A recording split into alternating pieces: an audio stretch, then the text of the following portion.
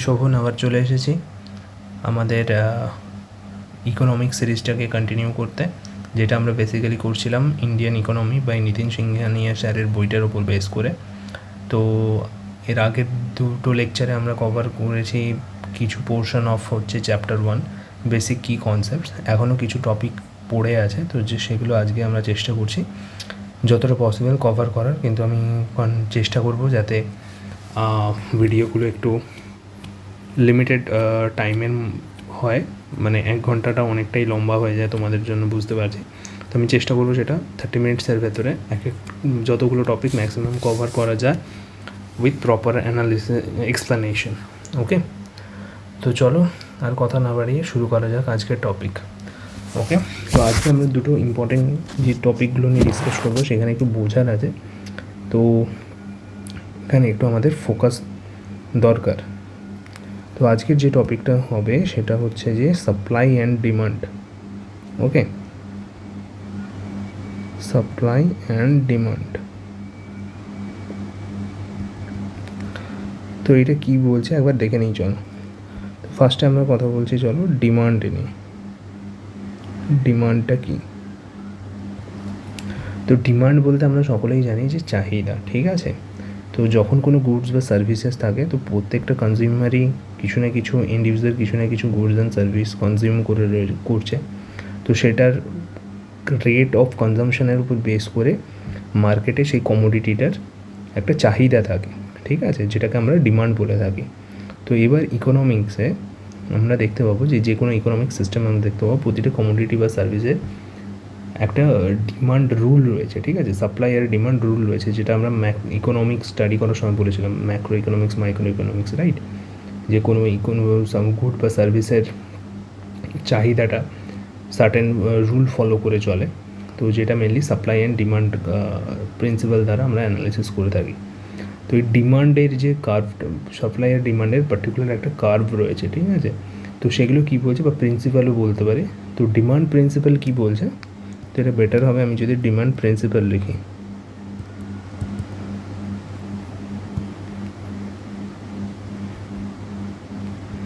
और law of demand. Okay, तो law of demand की बोलছে if other things remain constant, তাহলে কি হচ্ছে, তাহলে যেটা বলছে সেটা বলছে যে হচ্ছে price is inversely proportional with the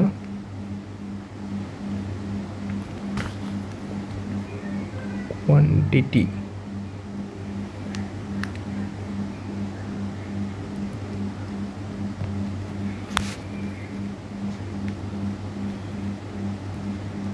to be consumed.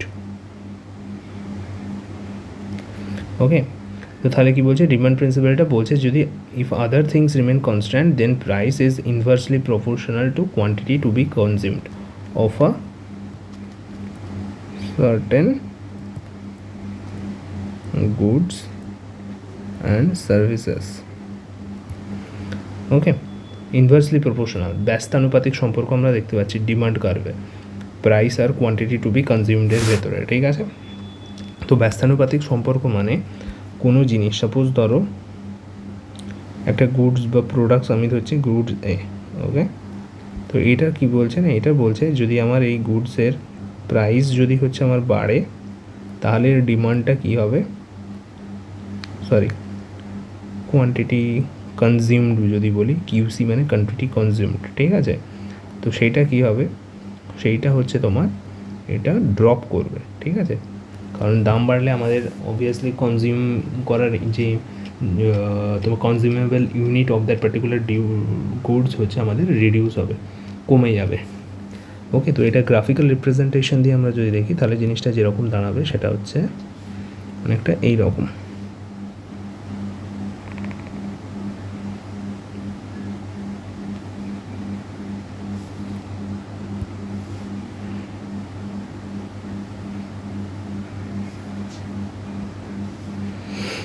Okay, তো এখানে আমরা ধরো এটাকে সরি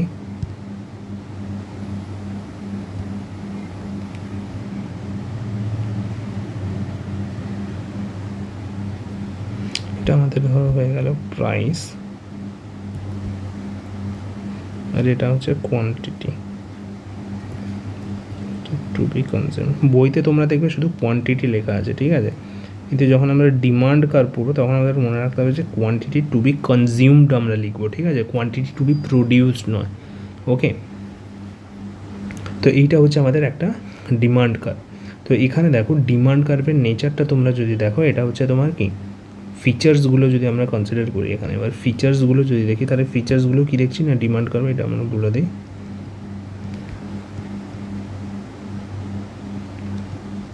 হচ্ছে আমাদের ডিমান্ড কার্ভ।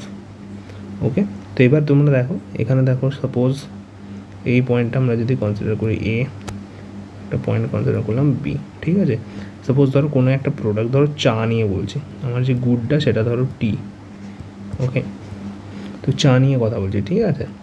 তো যখন ধরো এখানে চায়ের দাম, যখন ধরো আমি একটা র্যান্ডাম ইউনিট ধরছি, ঠিক আছে, চায়ের দাম ধরো এখানে 100 টাকা, তখন আমি যত ইউনিট কনজিউম করতে পারবো, সাপোজ ধরো আমি 1 কেজি এখানে কনজিউম করতে পারছি, ঠিক আছে।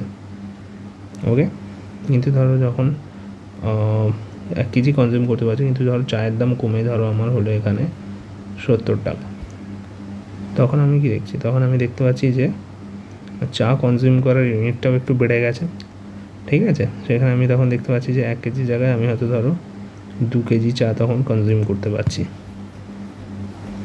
ওকে, তো এই রকম করে আমার ডিমান্ড কার্ভটা আমার ড্র হচ্ছে, ঠিক আছে। তোমরা দেখো ব্যস্তানুপাতিক সম্পর্ক, প্রাইস যদি কমছে তো আমার হচ্ছে ডিমান্ডটাও হচ্ছে বেড়ে যাচ্ছে, ইউনিট টু বি কনজিউম যেটা সেটাও আমার হচ্ছে বেড়ে যাচ্ছে, ঠিক আছে। তো সেই জন্য কার্ভটা কী হচ্ছে না, আমার এই রকম শেপে হয়েছে। এটা আমরা আগের দিনই পড়েছি, কনভেক্স শেপে হয়েছে কার্ভটা, ঠিক আছে। আর এটা স্লোপটাও কি না, তাহলে এখানে ফিচার্স আমাদের বলে যে ডিমান্ড কার্ভের ফিচার্স কি, তাহলে আমরা যেটা বলবো ফার্স্ট যেটা, সেটা হচ্ছে কনভেক্স ইন নেচার। সেকেন্ড যেটা বলবো সেটা হচ্ছে স্লোপ হচ্ছে নেগেটিভ অ্যান্ড ডাউনওয়ার্ড। ওকে, আর কার্ভটা আমরা দেখতে পাচ্ছি যে দুটো আমাদের যে এন্টিটি রয়েছে, যে দুটো ভেরিয়েবল রয়েছে, ঠিক আছে, কারণ আমরা আদার থিংস রিমেন কনস্ট্যান্ট বলেছি, ঠিক আছে। এখানে দেখো আমরা লিখেছি if other things remain constant, তো আদার থিংসের ভেতরে আমরা কী হতে পারে, যে ইনকাম হতে পারে, কনজিউমারের ইনকাম হতে পারে, ঠিক আছে, ফ্যাক্টর অফ প্রোডাকশন হতে পারে, ঠিক আছে। এগুলো যদি ফিক্স থাকে তাহলে আমরা কী দেখতে পাচ্ছি না, price is inversely proportional to the quantity to be consumed of certain goods and services, ব্যস্তানুপাতিক সম্পর্ক, ঠিক আছে। তার মানে এখানে আমাদের কি প্রাইস আর হচ্ছে কোয়ান্টিটি টু বি কনজিউমড, এই দুটো আমাদের ভেরিয়েবল, রাইট। তো এই দুটো ভেরিয়েবলের ভেতরে আমরা কী দেখতে পাচ্ছি না, প্রাইসের সাথে হচ্ছে কোয়ান্টিটির হচ্ছে ব্যস্তানুপাতিক সম্পর্ক বা ইনভার্স রিলেশন আমরা দেখতে পাচ্ছি। ওকে, তো এইটা গেল আমাদের ডিমান্ড কার্ভ, বোঝা গেল। তো এবার এই ডিমান্ড কার্ভের আমাদের কিছু শিফটিংয়েরও হয়ে থাকে, ডিমান্ড কার্ভের শিফটিং নিয়ে এবার আমরা ডিসকাস করব, ঠিক আছে। এটা একটা টপিক, দেখো শিফটিং অফ ডিমান্ড কার্ভ।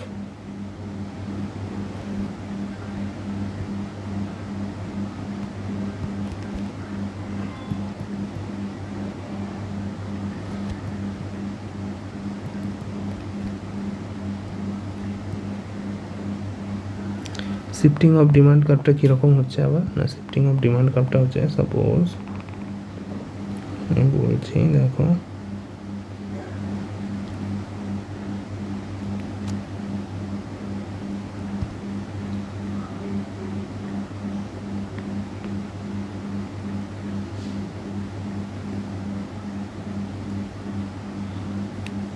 এক মিনিট,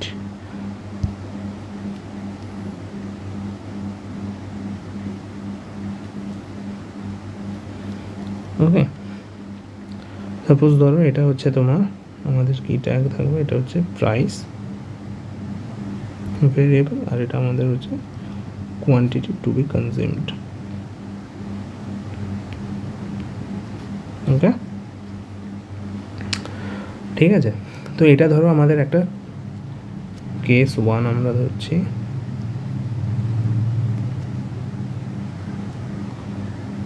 যখন আমাদের কার্ভটা আছে, আমরা ডিমান্ড কার্ভটা কী পাচ্ছি না, ডিমান্ড কার্ভ পাচ্ছি এটা ধরো D1 ডিমান্ড কার্ভ, ঠিক আছে। এরপরে আমরা ধরছি কেস ওয়ানে কী ধরছি না, কেস ওয়ানে আমি ধরছি প্রাইসটা আমার কনস্ট্যান্ট রয়েছে, ওকে, প্রাইস কনস্ট্যান্ট রয়েছে, but due to other factors,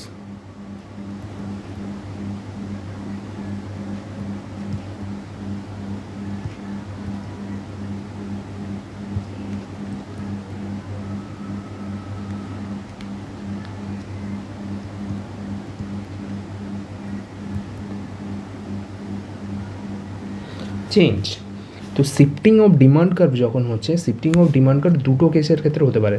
যখন ধরো একটা কেস হতে পারে যেখানে প্রাইস কনস্ট্যান্ট, মানে যেটাকে আমরা আগে দুটো ভেরিয়েবল ধরেছিলাম, ঠিক আছে, প্রাইস কনস্ট্যান্ট কিন্তু আদার ফ্যাক্টর চেঞ্জের জন্য আমার কোয়ান্টিটি চেঞ্জ হচ্ছে, ঠিক আছে, এটা একটা কেস হতে পারে।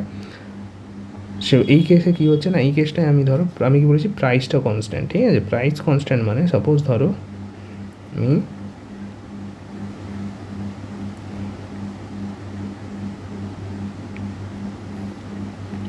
ধরো এটা হচ্ছে আমার প্রাইস, এটা ধরো 100 টাকায়, আগে হচ্ছে আমি 1 কেজির একটা 100 টাকায় ধরো 1 কেজির আমি একটা আগে গুডস কনজিউম করতে পারতাম, ঠিক আছে। এখন কী হচ্ছে না, আমার প্রাইস কনস্ট্যান্ট রয়েছে কিন্তু due to change in other factor, মানে ধরো তোমার ইনকাম, তোমার কনজিউমারের ইনকাম হয়তো বেড়েছে, ঠিক আছে। তো কনজিউমারের ইনকাম যদি বাড়ে তখন তার অবভিয়াসলি কোয়ান্টিটি যেটা রয়েছে, ঠিক আছে, এখানে প্রাইস কিন্তু হচ্ছে তোমার price of the commodity or price of the goods, ঠিক আছে। আর এখানে কি বলছি না, আমি প্রাইস কনস্ট্যান্ট রয়েছে আর আমার আদার ফ্যাক্টর চেঞ্জ হয়েছে, মানে ধরো সাপোজ কনজিউমারের ইনকাম বেড়েছে, ঠিক আছে, কনজিউমারের ইনকাম যদি বাড়ে তখন সে কী করবে, তখন সে অবভিয়াসলি তার গুডস যেটা থাকবে সেটা কনজিউম করার অ্যামাউন্টও বেড়ে যাবে, ঠিক আছে, রাইট। বা ধরো কনজিউমারের হচ্ছে ধরো ফ্যামিলিতে ফ্যামিলি মেম্বার বেড়েছে, ঠিক আছে, তো সেই ক্ষেত্রে যদি আগে 1 কেজি জিনিস কনজিউম করতো, সে কনজিউমারের ফ্যামিলিতে যদি ধরো তোমার ফ্যামিলি মেম্বার বাড়ার জন্য সে যে কারণেই হোক না কেন, গেস্ট আসুক বা যাই আসুক, তো সেক্ষেত্রে কী হচ্ছে না, তার কনজিউম করা বা কোনো অনুষ্ঠান আছে ধরো, তো সেই ক্ষেত্রে কী হবে না, তার গুডস কনজিউম করার যে আগে যে অ্যামাউন্ট কনজিউম করতো সেই কনজামশানটা বেড়ে যাবে, রাইট, সেটা হতে পারে। তো এই ক্ষেত্রে আমরা যদি দেখি, সাপোজ ধরো না ইনকাম বেড়েছে, এবার ইনকাম বাড়ার জন্য হচ্ছে আমার যদি দেখো, এবার আমার ইনকাম বাড়ার জন্য যদি আমার কনজিউমের অ্যামাউন্ট যদি বাড়ে, তাহলে সেক্ষেত্রে জিনিসটা কী হচ্ছে না, আমার প্রাইস হচ্ছে ফিক্সড রয়েছে, ঠিক আছে, কিন্তু আমি ধরো এখন 1 কেজির জায়গায় আমার ইনকাম বাড়ার জন্য আমি এখন কত 2 কেজি ইউনিট কনজিউম করছি, ঠিক আছে। তো এই ক্ষেত্রে আমার কী হবে না, গ্রাফটা যাচ্ছে তখন শিফট হয়ে উপরের দিকে চলে যাচ্ছে, রাইট, এটা কনভেক্স কার্ভ হবে, তোমরা একটু দেখে নিও। এখানে দেখো প্রাইস কিন্তু আমার সেম আছে, এটাতে প্রাইস কিন্তু দেখো 100ই আছে, কিন্তু দেখো কনজিউমেবল অ্যামাউন্ট আমার 2 কেজি হচ্ছে, তার মানে কি আমার এখানে রাইট শিফট হচ্ছে, রাইট শিফট হচ্ছে মানে আমার D1 কার্ভের রেসপেক্টে, ডিমান্ড কার্ভ 1-এর রেসপেক্টে আমার রাইট শিফট হচ্ছে, রাইট, এটা D2 কার্ভ, ঠিক আছে। তার মানে এখানে কি দেখতে পাচ্ছি না, D2 কার্ভের ক্ষেত্রে কি দেখতে পাচ্ছি, D2 কার্ভের ক্ষেত্রে আমি দেখতে পাচ্ছি যেটা প্রাইস হচ্ছে আমার কনস্ট্যান্ট, ঠিক আছে, বাট হচ্ছে আমার income but due to change in other factors, যদি আমার due to change in other factors যদি আমার কোয়ান্টিটি যদি ইনক্রিজ করে তাহলে কি হবে, কোয়ান্টিটি ইনক্রিজ করে তাহলে আমার হচ্ছে কী হবে না, demand curve will be shifted to right side or upward from its initial position, ওকে।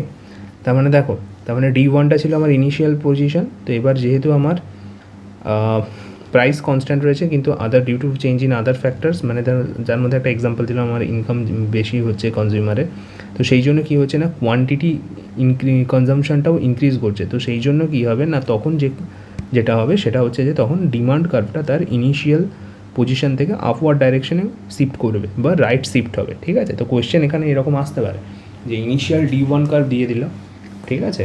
তো D1 কার্ভ দেওয়ার পরে এবার ওরা বলে দিতে বললো ধরো যে তোমার প্রাইস ফিক্সড রয়েছে, কিন্তু কোয়ান্টিটি যদি আমার ইনক্রিজ করে, কোয়ান্টিটি কনজামশন যদি ইনক্রিজ করে, তাহলে হচ্ছে আমার ডিমান্ড কার্ভের পজিশনটা কী হবে, রাইট শিফট করবে না লেফট শিফট করবে, না যেখানে আছে সেখানেই থাকবে, নাকি কোনোটাই না।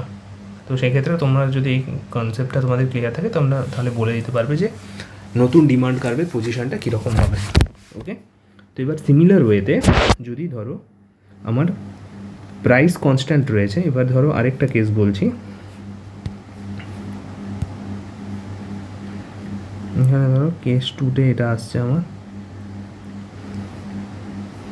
কেস 2তে এটা এলো যে আমার হচ্ছে প্রাইস কনস্ট্যান্ট আছে, ঠিক আছে, কিন্তু ধরো আমার কোয়ান্টিটিটা হচ্ছে আমার রিডিউস করছে, ঠিক আছে। কোয়ান্টিটি যখন লিখছি তার মানে টু বি কনজিউমড কনসিডার করবো। যখন ডিমান্ড কার্ভ হবে তখন কোয়ান্টিটি টু বি কনজিউমড করবো, যখন সাপ্লাই কার্ভ হবে তখন কোয়ান্টিটি টু বি প্রডিউসড বা কোয়ান্টিটি টু বি সাপ্লাইড আমরা কনসিডার করবো, ঠিক আছে। ঠিক আছে, কোয়ান্টিটি ওইখানে কী করছে না, রিডিউস করছে, তাহলে ডিমান্ড কার্ভটা কীরকম হবে। তো এই ক্ষেত্রে কী হবে, দেখো ডিমান্ড কার্ভ আমার কী হচ্ছে না, কোয়ান্টিটি রিডিউস করছে। কোয়ান্টিটি রিডিউস করা মানে আমার ধরো প্রাইস ফিক্সড হয়েছে, তো আগে ধরো আমি 1 কেজি পেতাম, আর ধরো এখানে আমি পাচ্ছি 500 মিনিট।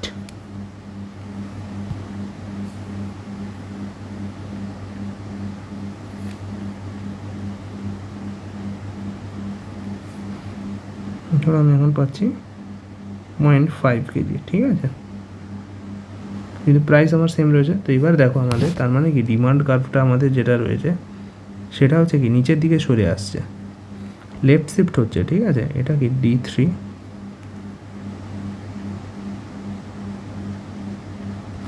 লেফট শিফট হচ্ছে। তো এই রকম সিচুয়েশন যদি আসে তাহলে আমাদের কি হবে, ডিমান্ড কার্ভের ডাউনওয়ার্ড শিফট হবে, और হচ্ছে কি লেফট শিফট হবে,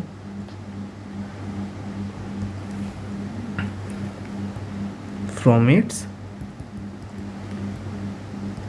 original position। বোঝা গেল, ঠিক আছে। আচ্ছা, এরপরে আমরা যেটা পড়বো সেটা হচ্ছে গিয়ে আমাদের ডিটারমিনেন্ট অফ ডিমান্ড কার্ভ, ঠিক আছে। একটা যে ডিমান্ড কার্ভ যেটা হচ্ছে, ঠিক আছে, সেটা কিসের উপর ডিপেন্ড করে সেইটার উপর, সেটাও আমাদের জানতে হবে। তো এখানে আমরা যদি লিখছি জিনিসটা যে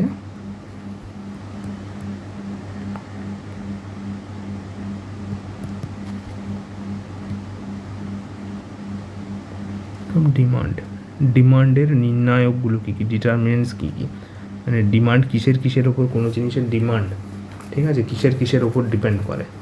তো ফার্স্ট যেটা আসবে সেটা তো হচ্ছে আমাদের একটা আছে প্রাইসের ওপর ডেফিনেটলি ডিপেন্ড করে, যেটা আমরা জানি price is inversely proportional two হচ্ছে তোমার quantity to be consumed.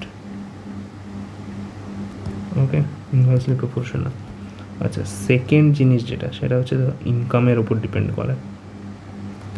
Usually কী হয়, ইউজুয়ালি হচ্ছে যদি ধরো তোমার কনজিউমারের যদি হচ্ছে ইনকাম বাড়ে, ঠিক আছে, কনজিউমারের যদি ইনকাম বাড়ে তাহলে সাধারণত কী হয় না হচ্ছে quantity to be consumed of a certain product, certain goods or services কী হবে, ইনক্রিজ করবে। তার মানে কি ডিমান্ড বাড়বে, রাইট। আচ্ছা, এরপরে যেটা আসছে সেটা হচ্ছে যে তোমার টাইপ অফ গুডসের উপর ডিপেন্ড করে। টাইপ অফ গুডস বলতে দেখো দুটো উদাহরণ দিচ্ছি এখানে। একটা ধরো হচ্ছে তোমার সাবস্টিটিউট গুডস বলে, নাম শুনে বুঝতে পারছো, প্রতিস্থাপক গুড। সাবস্টিটিউট গুড বলতে কীরকম, যেমন ধরো টি অ্যান্ড কফি, একটা আরেকটাকে সাবস্টিটিউট করতে পারে, ঠিক আছে। এখানে কি হচ্ছে না, এখানে দেখো যদি আমার প্রাইস অফ টি বাড়ে, ঠিক আছে, প্রাইস অফ টি যদি বাড়ে তাহলে আমার হচ্ছে কি ডিমান্ড অফ কফি বাড়বে, ঠিক আছে। প্রাইস অফ টি বাড়া মানে কি, প্রাইস অফ টি বাড়া মানে হচ্ছে ডিমান্ড অফ টি কমবে, ঠিক আছে। প্রাইস অফ টি বাড়া মানে কি ডিমান্ড অফ টি কমবে, ডিমান্ড অফ টি, কিন্তু আরেকটা মানুষের কাছে অল্টারনেট অপশান কী রয়েছে, সাবস্টিটিউট কী রয়েছে, কফি রয়েছে, তো সেই ক্ষেত্রে ডিমান্ড অফ কফি বাড়বে, ঠিক আছে। এক্ষেত্রে আমরা কনসিডার একটা জিনিস করে নিচ্ছি যে প্রাইস অফ হচ্ছে কফিটা যেটা, সেটা হচ্ছে তোমার কনস্ট্যান্ট থাকবে বা তুলনামূলক কম থাকবে, প্রাইস অফ কফিটা কনস্ট্যান্ট থাকবে সেক্ষেত্রে, ঠিক আছে। এটা হতে পারে। নাহলে আরেকটা কী হতে পারে, আরেকটা এটা হতে পারে যে ধরো প্রাইস অফ হচ্ছে তোমার কি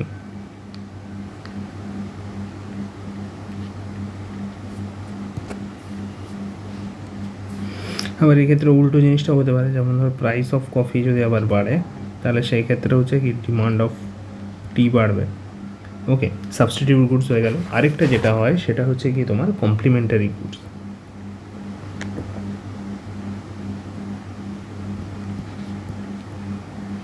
কমপ্লিমেন্টারি গুডসের ভেতরে কী আসবে না, আসবে টি অ্যান্ড সুগার আসতে পারে, চা অ্যান্ড চিনি, ঠিক আছে। আরেকটা কি আসতে পারে, পেন অ্যান্ড রিফিল, ওকে। এখানে জিনিসটা কি না, এক্ষেত্রে ধরো এক্ষেত্রে যদি প্রাইস অফ রিফিল বাড়ে, ঠিক আছে, প্রাইস অফ রিফিল যদি বাড়ে তাহলে হচ্ছে কি বাড়বে, প্রাইস অফ রিফিল বাড়া মানে হচ্ছে তোমার প্রাইস অফ হচ্ছে পেনও বাড়বে। প্রাইস অফ রিফিল বাড়া মানে কি প্রাইস অফ পেন বাড়বে, প্রাইস অফ পেন বাড়া মানে ডিমান্ড অফ ওই পেনটার হচ্ছে কমবে, রাইট। প্রাইস অফ রিফিল বাড়ছে, প্রাইস অফ রিফিল বাড়া মানে কি প্রাইস অফ পেনটাও বাড়বে, প্রাইস অফ পেন বাড়া মানে কি ডিমান্ড অফ পেনটাও কমবে, ওকে। ব্যস্তানুপাতিক সম্পর্ক দেখো প্রাইসের সাথে ডিমান্ডের, ওকে। ডিমান্ড মানে হচ্ছে এখানে তুমি কোয়ান্টিটিটা লিখতে পারো, এটা কোয়ান্টিটি, ঠিক আছে। কারণ এখানে কোয়ান্টিটি টু বি কনজিউমড মানে যেটা বলছি সেটাই তো অ্যাকচুয়ালি আমার demand, right. Quantity to be consumed মানে যেটা লিখছি সেটাই আমার অ্যাকচুয়ালি ডিমান্ড, জিনিসটাকে সিগনিফাই করছে, ওকে।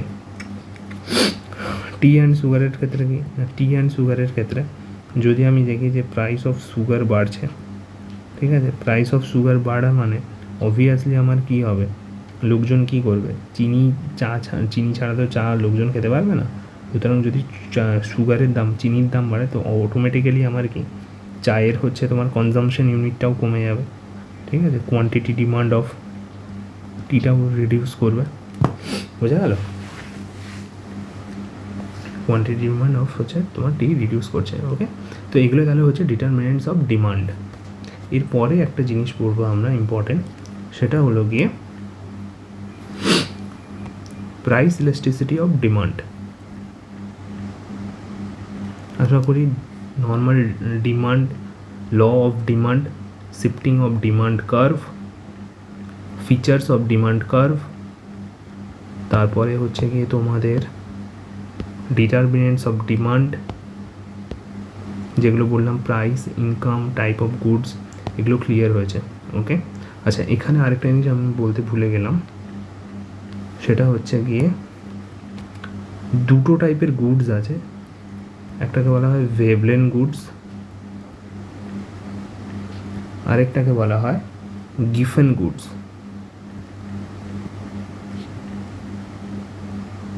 এই দুটো গুডসের ক্ষেত্রে কিন্তু নর্মাল যে আমরা ডিমান্ড কার্ভ দেখেছি সেটা ফলো হয় না,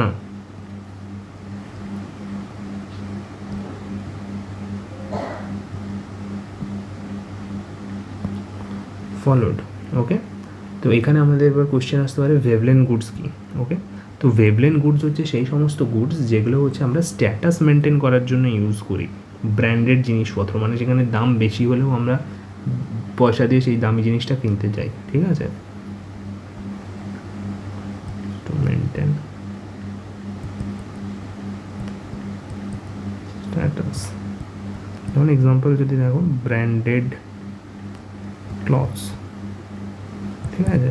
এখানে ক্ষেত্রে কি না প্রাইস বেশি তাও তার ডিমান্ডও বেশি, ঠিক আছে, কোয়ান্টিটি ডিমান্ডটাও বেশি। ব্র্যান্ডেড ক্লথসের ক্ষেত্রে কি ব্র্যান্ডেড জিনিস পয়সা দিয়ে কিনতে হয়, ঠিক আছে, ব্র্যান্ডেড পারফিউমের ক্ষেত্রে যা হোক জিনিসপত্রগুলো, ঠিক আছে। তুমি আরেকটা এক্সাম্পল তুমি নিতে পারো যে লাক্সারি আইটেম,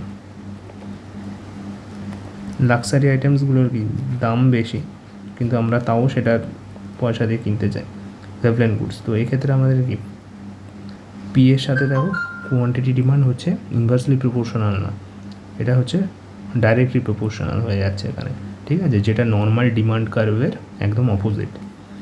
রেভলেন গুডস হয়ে গেল। এরপরে যেটা আসছে সেটা হচ্ছে Giffen goods.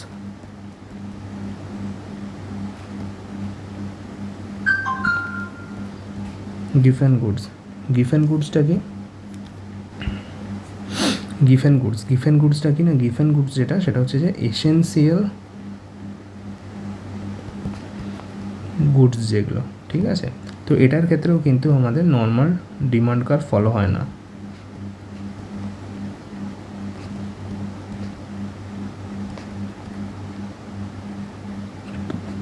Not followed, okay. Example কি দেখো, এক্সাম্পল ধরো আমার পটাটো, আলু, ঠিক আছে, বাজারে কি, বাজারে আলুর দাম বাড়লো, ঠিক আছে, কিন্তু আলুর অল্টারনেট কিছু রয়েছে, সাবস্টিটিউট কিছু রয়েছে। মানুষের এখানে হচ্ছে তোমার আলু সেদ্ধ ভাত হয়ে গেলেও মানুষ খেয়ে নিতে পারে, ঠিক আছে, এরকম অবস্থা। তো আলু সেরকম কোনো আমাদের কাছে কোনো অল্টারনেট নেই, সুতরাং যদি আলুর দাম বাড়ে তাহলেও কিন্তু আমাদের আলুর কনজামশান মোটামুটি একটা স্ট্যান্ডার্ড আমরা মেনটেন করে রাখি, ঠিক আছে। কারণ সাধারণত ঘরে দেখবে কেউ ডিরেক্ট একবারে 5 কেজি 6 কেজি আলু তো কেনে না, 1 কেজি 2 কেজি করেই আলু কেনে মোটামুটি, সপ্তাহ বেসিসে বলছি, ঠিক আছে, মাস বেসিসে বলছি না, মাস বেসিসে আরও বেশি কনজামশান হয়। তো সপ্তাহ বেসিসে যদি দেখি আমরা কি 1 কেজি 2 কেজি আলু কিনি, তো প্রাইস বাড়লেও আলু নর্মাল আমি এভারেজ বলছি, ঠিক আছে, তো প্রাইস বাড়লেও আমাদের কি আলুর দাম বাড়লেও আমরা সেই 1 কেজি 2 কেজির ভেতরেই সপ্তাহে লিমিটেড রাখি কিন্তু আমাদের কোয়ান্টিটি ডিমান্ডটা, এটা কিন্তু আমরা চেঞ্জ করি না, ঠিক আছে। তো সেই জন্য এটা আমাদের কি একটা এসেন্সিয়াল গুডস। তো এই ক্ষেত্রে আমার প্রাইস যদি বাড়ে আমি কোয়ান্টিটি ডিমান্ডটাকে তার সাথে কম্প্রোমাইজ করতে পারবো না, বুঝতে পেরেছো। তো এইটা মাথায় রেখো যে গিফেন গুডসের কনসেপ্টটা এটা, যে এসেন্সিয়াল গুডস যেখানে প্রাইস বাড়লেও আমরা কোয়ান্টিটি ডিমান্ডটাকে সেই অনুযায়ী কমাতে পারবো না, কারণ এটা আমাদের, এটা ছাড়া আমাদের চলবে না, সেই জন্য কোয়ান্টিটি ডিমান্ড যা ছিল সেটাই আমরা মেনটেন করবো, ওকে। ভেভলেন গুডসটাও ক্লিয়ার হয়েছে আশা করি। এরপরে নেক্সট চলো আমরা যেটাতে চলে যাবো সেটার নাম হচ্ছে যে, সেটার নাম হচ্ছে price elasticity of demand.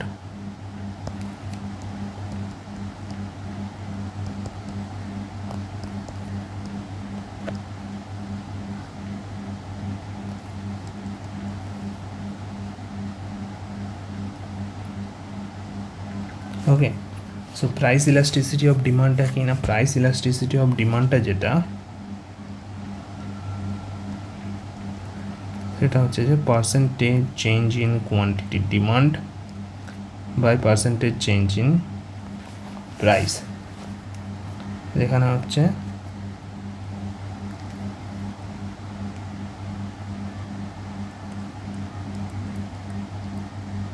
Percentage, sorry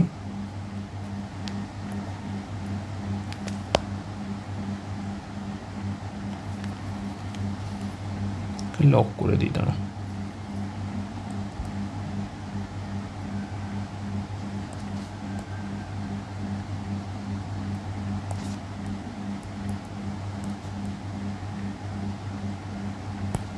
demand, আর এইটা মানে হচ্ছে পার্সেন্টেজ চেঞ্জ ইন প্রাইস, ওকে। তো এবার এই PD, price elasticity of demand, এটা ক ধরনের হয়, এটা হচ্ছে 3 ধরনের হয়। একটা হচ্ছে unit plus T,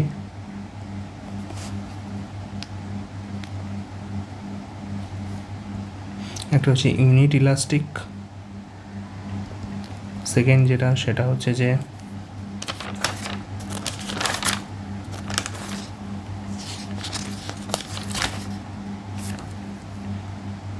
elastic,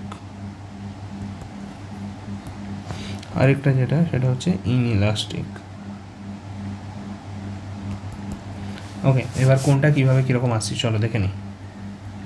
price elasticity of demand যদি ইউনিট ইলাস্ট্রিক হয়, ঠিক আছে, প্রাইস ইলাস্টিসিটি অফ ডিমান্ড যদি ইউনিট ইলাস্টিক হয় তাহলে জিনিসটা কীরকম আসছে, সেটা যেটা আসবে সেটা হচ্ছে যে আমার কি দুটো হচ্ছে অ্যাকচুয়াল আউটকাম, যে ভ্যালু যেটা সেটা 1 আসতে হবে, সেটা ভ্যালুটা কি 1 আসতে হবে, তাহলে আমি কী বলবো না ইউনিট ইলাস্টিক, ঠিক আছে। পিইডি মানে হচ্ছে প্রাইস ইলাস্টিসিটি অফ ডিমান্ড, আর ইউই মানে হচ্ছে ইউনিট ইলাস্টিক। ওকে, তো এটা কখন পসিবল হবে, এটা তখনই পসিবল হবে যখন percentage change in quantity demand is equal to percentage change in price হবে, রাইট। এরপরে নেক্সট যেটা পড়বো সেটা হচ্ছে যে price elasticity of demand elastic. Okay, সেটা কখন হবে না, সেটা কখন হবে যখন এটার ভ্যালুটা হবে গ্রেটার দেন 1, ঠিক আছে।